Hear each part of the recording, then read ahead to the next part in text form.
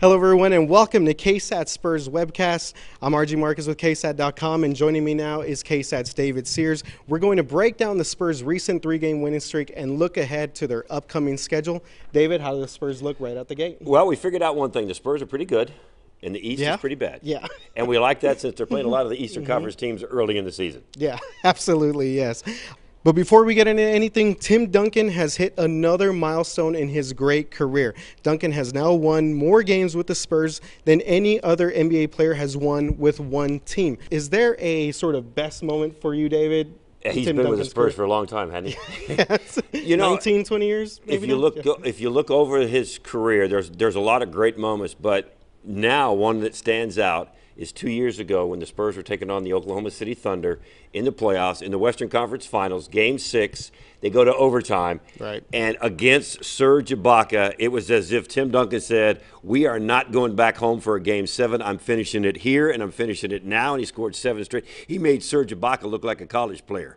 He just abused him in that overtime, and it was one of the best overall performances, consistent, for 3 or 4 minutes. I mean, what he was doing to Serge, and he just put the team on his back and said, we're going to win this game, and we're going home for rest. And then they got ready for the NBA Finals against the Heat, and he went on to win the Finals. That was great. And talk about how he's evolved his game, I mean, as the years have gone on, from being this sort of dominant low-post presence to now just, being a main cog of this system. You know what it reminds me of this year specifically? It reminds me of when Tim came in and David kind of deferred it to Tim, and you can start to see it now happening. Tim kind of deferring to LaMarcus Aldridge and Kawhi Leonard. Those two are the future of this franchise, and Tim knows it. And I tell you what, there's two plays that have been impressive so far this season, and that's Tim and the alley-oop passes from the three-point line. He did one to Kawhi the other night, and I was like, where did he learn how to do this? Yeah.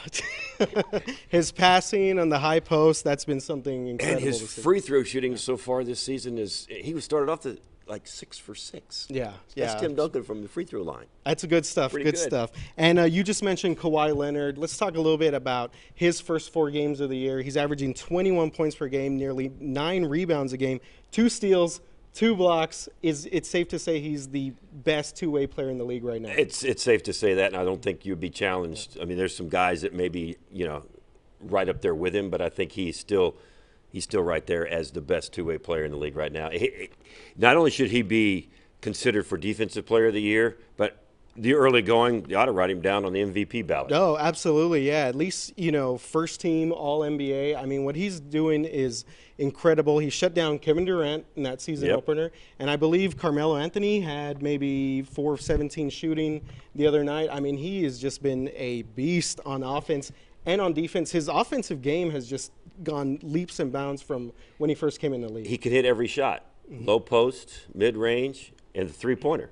So the thing that you've seen already in his development this year is his ability to decide to pass. Remember, there's a couple of times last year he got into trouble, especially down low, where he would get double teamed and still try to force the shot. And this year you've seen him start to learn how to pass out of that double team and get it right back. They're going to get it right back to him. So he's learned how to do that a little bit, I've noticed already so far this season. LaMarcus Aldridge, obviously the big free agent acquisition for the Spurs this offseason, started off, I don't even know if you could say started off a little bit slow. One game, I don't know if that means starts off slow, but the last couple of games, 24 points in Boston, 19 points in New York, just taking over the low post. After that Boston game, and this was the key, he said that Pop met with him before the Boston game and told him, you be you, shoot the ball because that's what you do. He went out and scored 24, and that's what he does. And, you got to give him a little bit of a break because he's coming into a team with a lot of superstars. You got the big three and you got Kawhi. Okay, where do I fit into this team? I don't want to take anything away from them, but I want to contribute. And I think that's part of Tim Duncan's maturity and part of remembering what David did for him. Tim's out there going, hey, shoot the ball. That's what you're here for. Shoot it. I don't need to get 25 anymore. That's your job. You and Kawhi go out and get it all, and we'll just stand over here and watch if we have to. We'll play. We'll participate, but you shoot it. You get us to where we need to be because that's why we brought you in here. That's why you're getting paid all that money. As far as some of the other new guys, how do you think they're sort of fitting in? I know David West and Ray McCallum have not gotten too many minutes yet, but it's a long season. Pop is going to maximize these guys.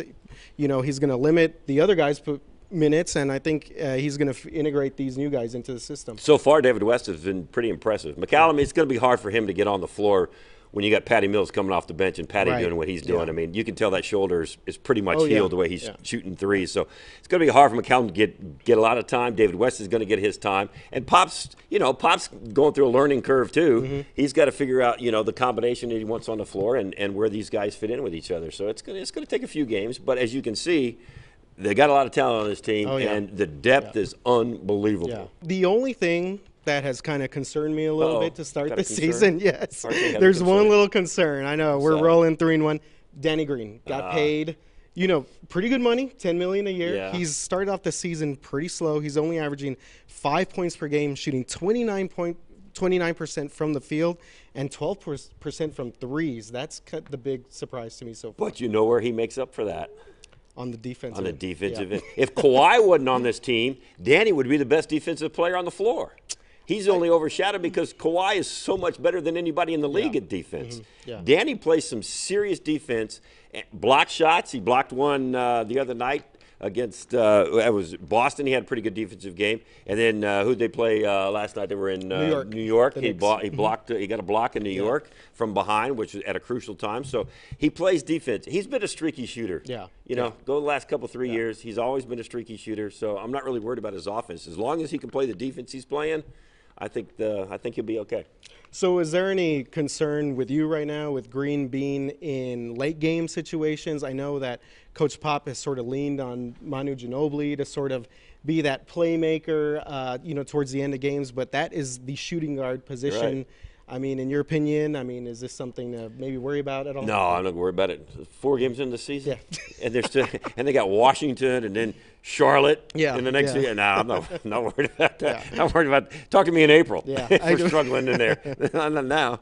Yeah, and you're talking about the early start here. How important is it for San Antonio to sort of just get off to the best start it possibly can? Well, you mentioned the fact that they kind of catch a break with some of the Eastern teams that aren't playing very well right now. So I think it's very important for them to get off to that fast start. Remember last year, coming down to the wire, they lost to the Knicks, and boom, they went from 2 to 5 or 7 or whatever it was. And and in the West, I think, especially this year when you got so many tough teams in the West, I think home court advantage is going to matter when the playoffs come rolling around. I do like the new format of the playoffs, by the way, where you don't get the 4th spot because you won the division when you got a worse record than the 5th spot. So that's good. NBA finally got. I know, right? Yeah, but I think you have to get off to a fast start. I think you can't afford to be behind the pack. You're going to have to be in the middle of that pack because that pack includes the Clippers and it includes Golden State and it includes OKC. So you have to be right in the middle of all that. Yeah, absolutely. So the Spurs' next 3 games are at Washington on Wednesday at 6 p.m. The Wizards are 2-1 in this young season, have a great point guard, shooting guard duo in Bradley Beal and John Wall to talk about that game and if anything sort of sticks out to you. No, except it's Washington. They may be a little tougher this year down the stretch, but I think it's a game the Spurs need to get. You think that they'll be okay with that? They play at home against Charlotte. Again, this weird schedule. They get the 1 game at home against Charlotte on Saturday, and then they're at Sacramento on Monday to visit their old buddy Marco Bellinelli. So any of those 2 games sort of stick out to you? Yeah, they get to come home for one. That's what sticks out. That's what sticks out for me. We know the Spurs are going to be good this year. It's just kind of hard to kind of get a gauge on some of these other teams and where they're going to be, especially the Eastern Conference teams, because you're going to see them twice. Right. So it's kind of it's when it gets fun is when they get back into the West. So we'll wrap this up with Coach Popovich, who I think is probably one of the most interesting aspects of this team. He recently told the media he doesn't watch sports because they are boring when he was asked about if he watched the World Series. So what do you think of Coach Pop's comments? Goes along with him? Haven't a lot of people over the past accused the Spurs of being boring? Yeah.